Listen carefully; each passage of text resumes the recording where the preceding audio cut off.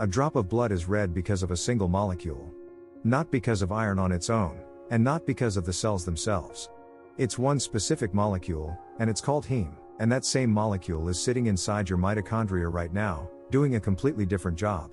2 weeks ago, a paper in Nature reordered the story of which of those two jobs came first. And the answer is not the one most people would guess. Let me build this up. Heme is a ring-shaped molecule, a large flat structure made of carbon and nitrogen, with a single iron atom held at the center. That iron is what binds oxygen, and the structure as a whole is what absorbs light in a way that makes blood look red. Now, job number 1 is the famous one. In your red blood cells, heme sits inside a protein called hemoglobin. 4 heme groups per hemoglobin molecule. Oxygen binds to the iron in your lungs, gets carried through your circulation, and gets released in tissue that needs it. That's oxygen transport, and it's the reason you can have a body larger than a few millimeters across. Job number 2 gets almost no attention outside cell biology. Inside your mitochondria, heme is a component of the cytochromes. Those are proteins in the electron transport chain, the assembly line I talk about constantly on this channel. Electrons get passed down that chain, and several of the stations along it are heme-containing proteins. The iron at the center of the heme is what accepts and releases the electron, so think about what that means. The molecule that carries oxygen to your cells is also built into the machinery that consumes it. Delivery and consumption, using the same part. That's not a coincidence. It's a molecule that's very good at holding an iron atom in a stable, controlled way, and your body has used it for several different purposes.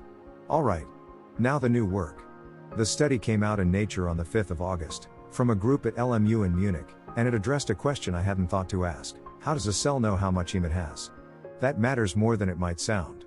Heme is essential, and heme is also dangerous. Inside a protein where it belongs, it does useful chemistry.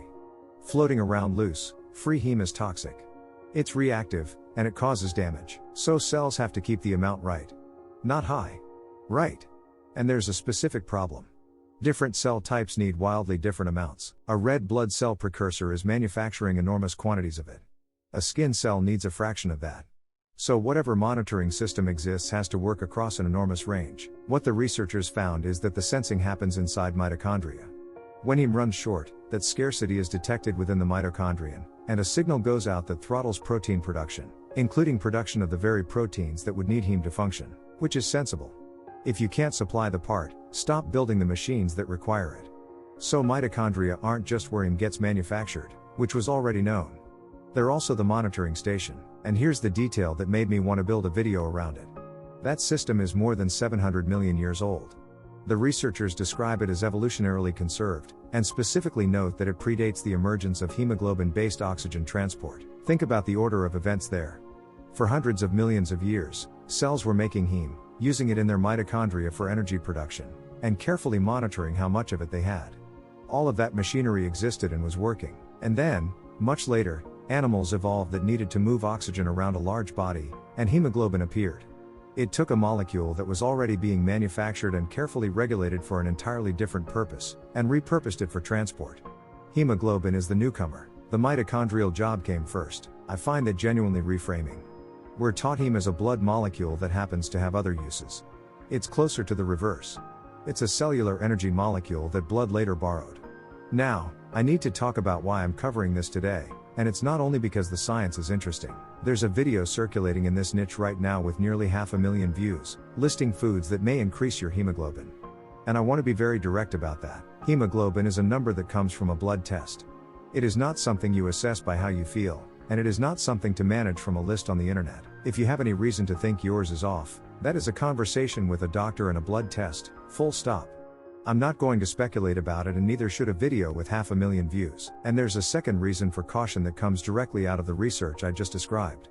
Your cells maintain an entire ancient surveillance system devoted to keeping heme levels correct, specifically because too much free heme is harmful. The regulation exists because more is not better. Any content built on the premise of raising this number, without a test and without a doctor, is working against a system your body spent 700 million years developing. So here's my position for today, and it's an unusual one for this channel. I don't have a free lever for you.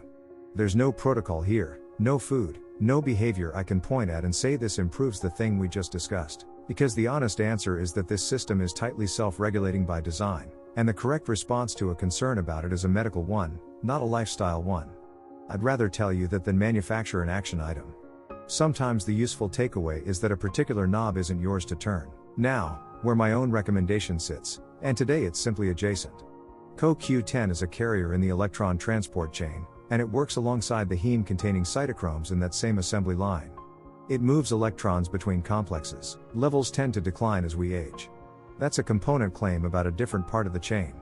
I'm not connecting it to heme, to hemoglobin, or to anything in that Nature paper, because nobody has studied that. If you want to support that machinery on its own merits, the link in the description below is an affiliate link to Mitochondrial, which is PQQ and CoQ10, with a 90-day money-back guarantee.